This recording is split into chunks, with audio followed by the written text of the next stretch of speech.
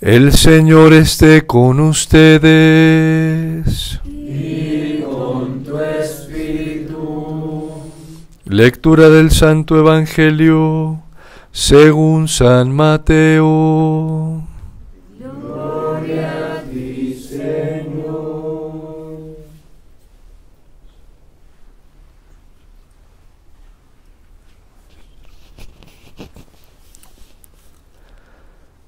En aquel tiempo Jesús dijo a sus apóstoles: No piensen que he venido a traer la paz a la tierra. No he venido a traer la paz, sino la guerra.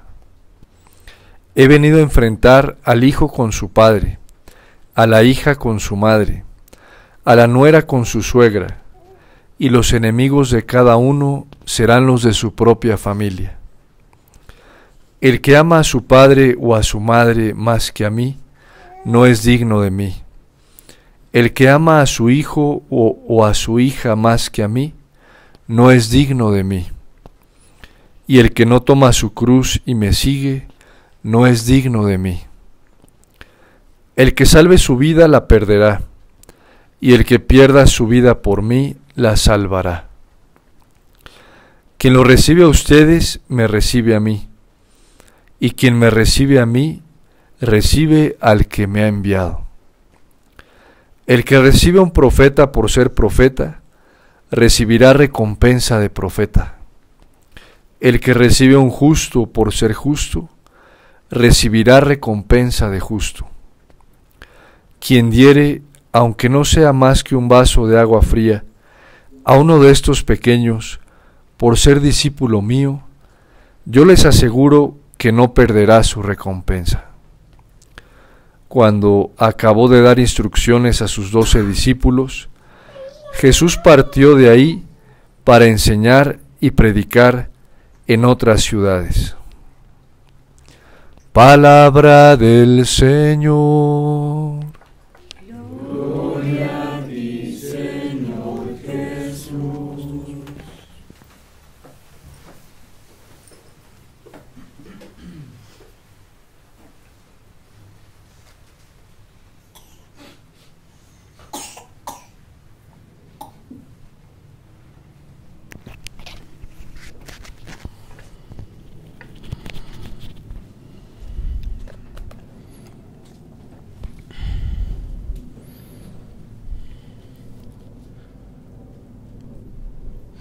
La humanidad, entendida en toda su totalidad, en este entorno social en el que vivimos, compuesto de las diferentes instituciones, aún la eclesial, que componen todo este conjunto social en el que hoy vivimos, se encuentra en peligro. Y es evidente que la humanidad va a la catástrofe más tremenda, quizás de toda la historia. El Papa Benedicto XVI decía que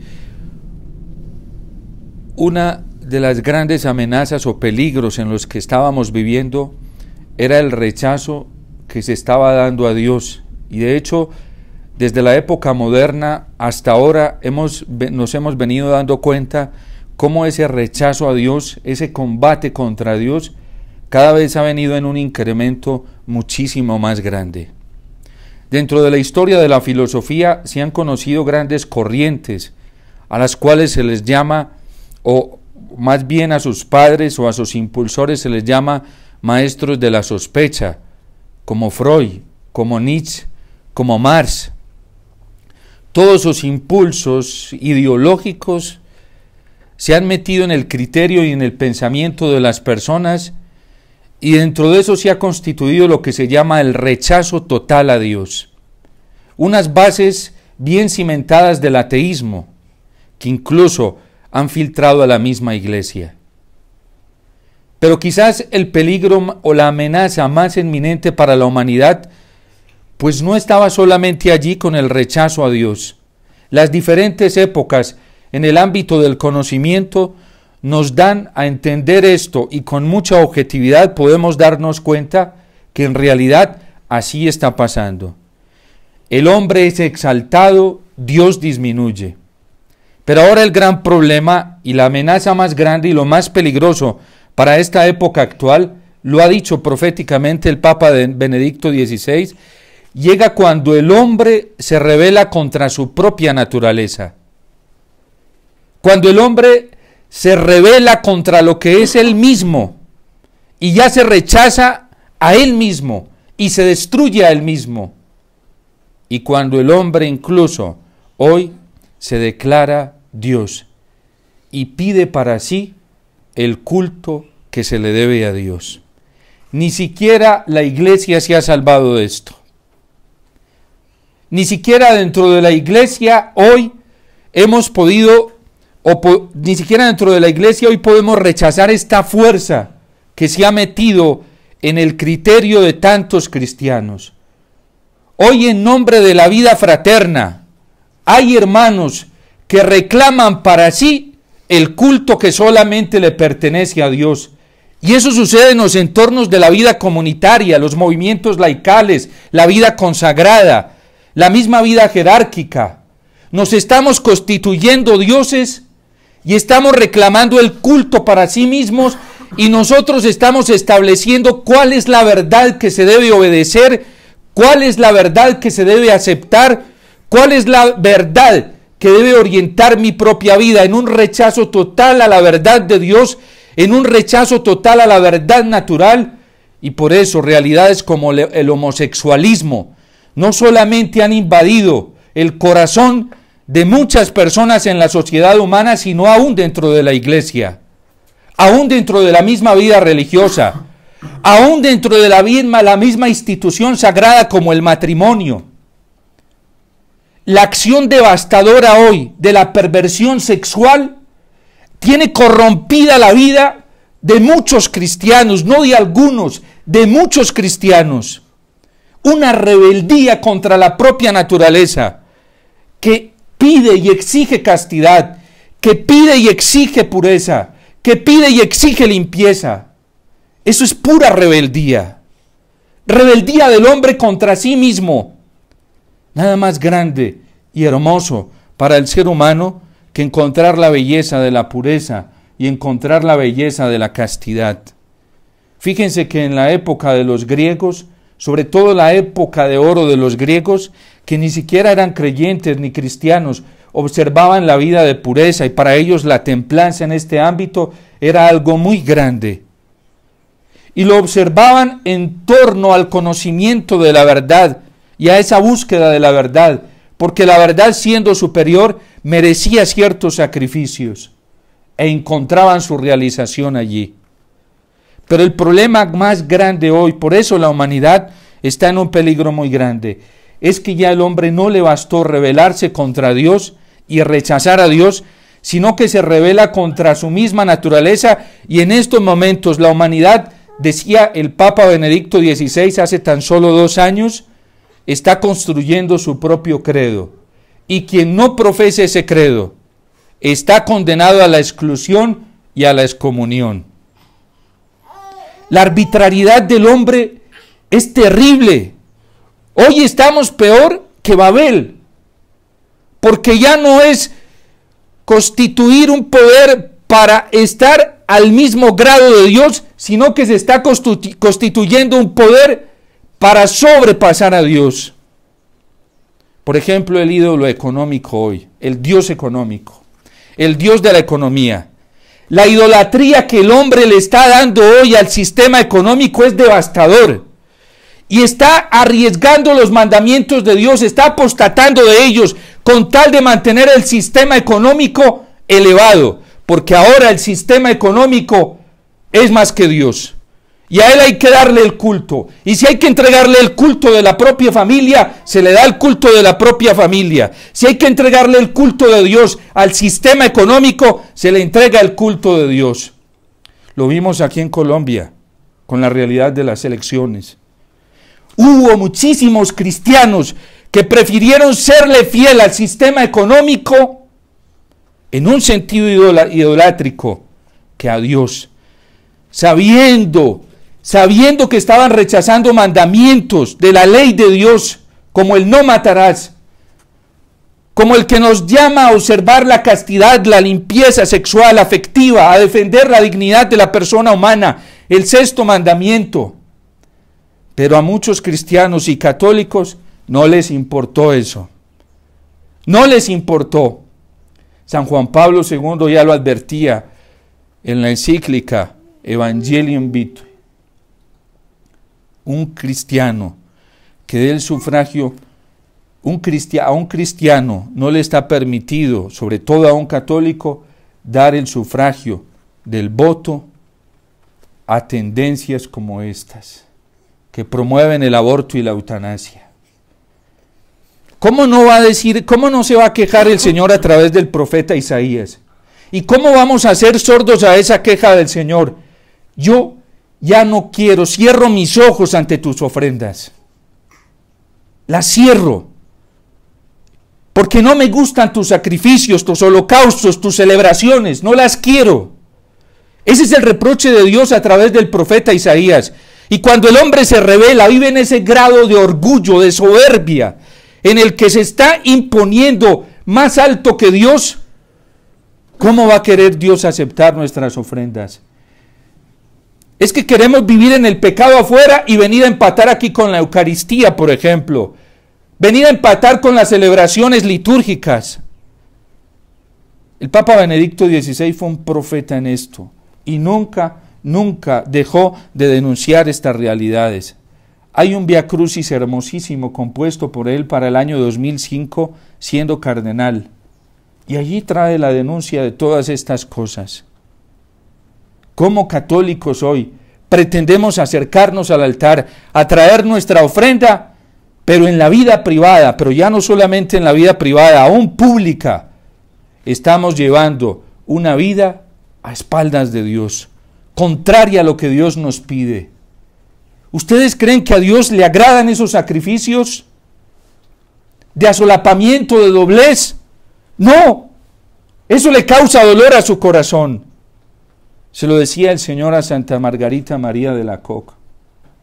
Este corazón que tanto ha amado a los hombres y hoy es rechazado.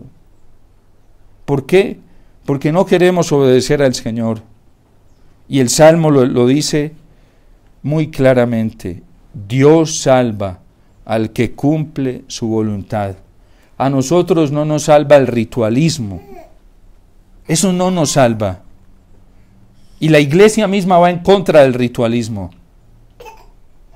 Por muchas fiestas que celebremos, solemnidades que celebremos, por muy pomposas que hagamos las procesiones, por muy pomposas que hagamos las fiestas patronales de una parroquia, de una comunidad, si no llevamos conversión, si no llevamos obediencia a Dios, si no aceptamos sus mandamientos y los obedecemos, a Dios no le agradan esos sacrificios. Siempre están tus holocaustos ante mí, dice el Señor, pero no aceptaré un becerro de tu casa, no lo aceptaré, porque quiero conversión, quiero purificación, quiero limpieza del corazón, quiero verdad. Es a lo que el Señor hoy nos está llamando. No voy a reclamarte sacrificios, dice el Señor, pues siempre están tus holocaustos ante mí. Pero ya no aceptaré los becerros de tu casa, ni cabritos de tus rebaños. Nosotros creemos que ya con ir a un retiro espiritual o a un grupo de oración o ir a una misa, ya quedamos salvados. No. Dios salva al que cumple su voluntad.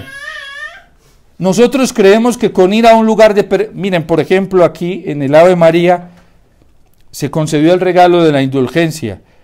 Pero para poder ganar la indulgencia hay que cumplir unas condiciones. Si no hay conversión, puedo venir a peregrinar acá y estar todos los días, pero si no hay conversión como lo pide la confesión, propósito de enmienda y contrición de corazón, que son dos elementos objetivos de la conversión, ¿de qué me sirve hacer las peregrinaciones? ¿De qué me sirve ir a las celebraciones?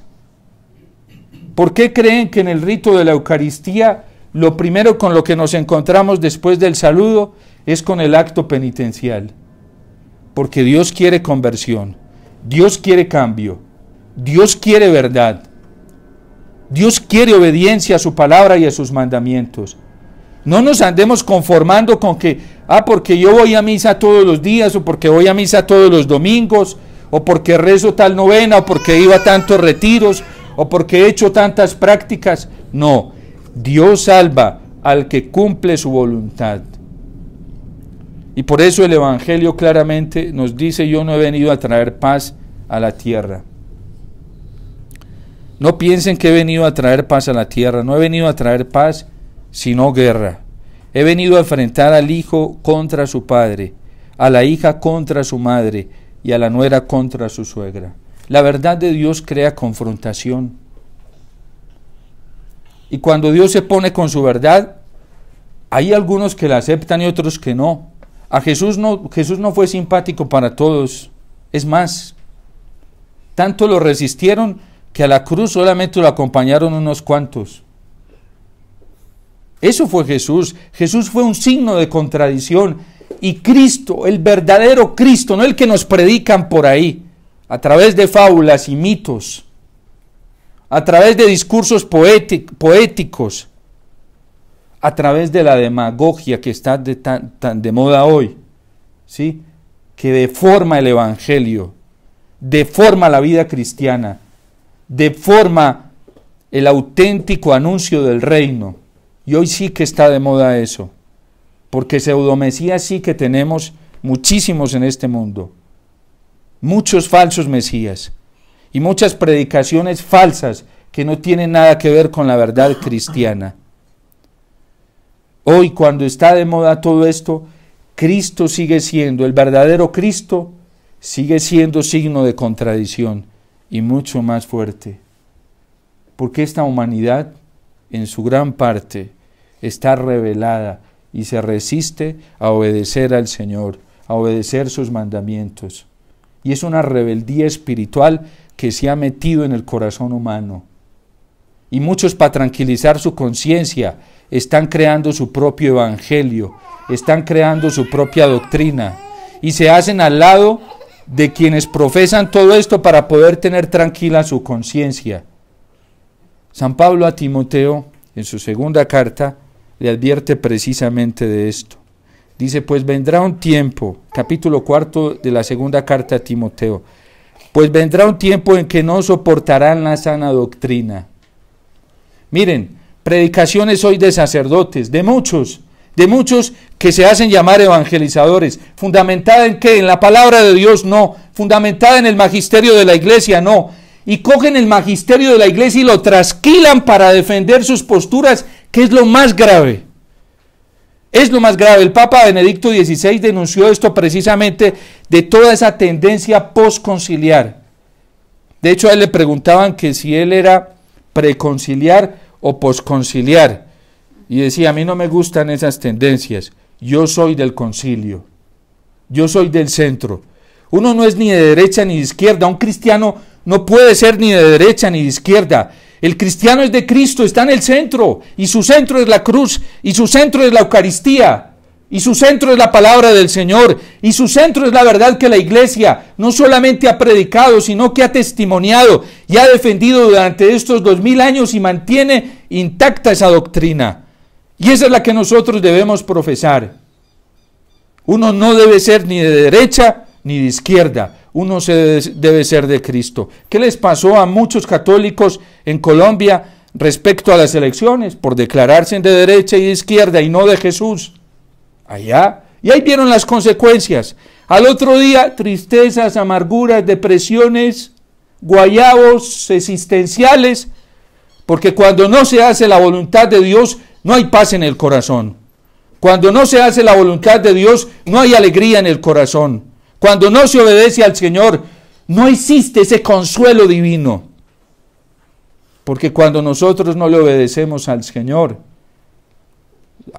interiormente vivimos las consecuencias de todo eso. Pues vendrá un tiempo en que no soportarán la sana doctrina, sino que se rodearán de maestros a la medida de sus pasiones para halagarse el oído. Así hay muchos hoy, pero cantidades. Les gusta buscar maestros de acuerdo a sus conciencias perversas y oscurecidas. a sus conciencias que ya están cauterizadas para que nadie las afecte, ¿sí? Y todo lo que contenga verdad es rechazado. No lo soportan, se rebelan, se resisten, se cierran, pelean contra eso. Pero contra la verdad nadie puede pelear, y quien se ponga a pelear con la verdad termina destruido, termina muy mal. Porque si no es en esta vida, después de la muerte, se encontrará el juicio de la verdad. Y lo primero que se encontrará será el espejo de la verdad. Y quedaremos allí al desnudo. Todos vamos a pasar por eso, todos. En este mundo nos podemos esconder, pero cuando muramos y nos encontremos, lo primero que nos vamos a encontrar es el juicio de Dios. Y nos vamos a ver ahí, tal y como somos, como en un espejo, como se vieron Adán y Eva, cuando se toparon después de la muerte espiritual por el pecado, se toparon con la verdad. ¿Y de qué se dieron cuenta? De que estaban desnudos, pobrecitos ahí desesperados, buscando unos taparrabos para taparse, porque no se habían dado cuenta que estaban desnudos. El pecado hace eso. El pecado nos lleva a escondernos, nos avergüenza y nos lleva a vivir en lo oculto. Esa es la vida de pecado. Entonces, San Pablo a Timoteo se lo advierte, dice: cerrarán sus oídos a la verdad y se volverán a los mitos. Pero tú, sé sobrio en todo, sé recio en el sufrimiento, esfuérzate en la propagación del Evangelio, cumple perfectamente tu ministerio. ¿Qué nos toca a nosotros los cristianos? Lo que le decía el Señor a Santa Margarita María de la Coca: al menos tú ámame, al menos tú ámame, al menos tú sé fiel, al menos tú mantente firme en mi verdad. Y por eso San Francisco de Asís iba gritando una y otra vez, con dolor en su corazón: el amor no es amado. Hoy el amor no es amado, el corazón de Cristo es rechazado, la verdad exquisita de su palabra no es aceptada. Al menos que encuentre el Señor en nuestro corazón la disposición para amarlo, para ser fieles, así sean pocos. No importa. Cuando el Señor fue a castigar a Sodoma y a Gomorra, solamente se encontró uno fiel. Y por ese fiel salvó a Lot, y ese fiel fue Abraham. Cuando en el diluvio solamente se encontró uno, a Noé. Pero con ese uno fiel, el Señor mantuvo la promesa de salvación. Cuando vino el Verbo a encarnarse, encontró una mujer fiel, a la Virgen, la menos protagonista. No salía ni en Facebook, ni en Twitter, ni en YouTube, ni en Google. No salía en nada de eso la Virgen. De hecho, hoy es desconocida, ¿sí? Hoy se valen algunos de la Virgen para darse protagonismo a sí mismos, no a la Virgen, ¿sí? Pero la vida, esa es la vida de los fieles, una vida más oculta, sencilla, como la de la Virgen, como la de los primeros cristianos. Y hay hombres evangelizadores hoy que les encanta aparecer, les encanta la tendencia, les encanta el pragmatismo cuantitativo, como lo ha denunciado el Papa Francisco.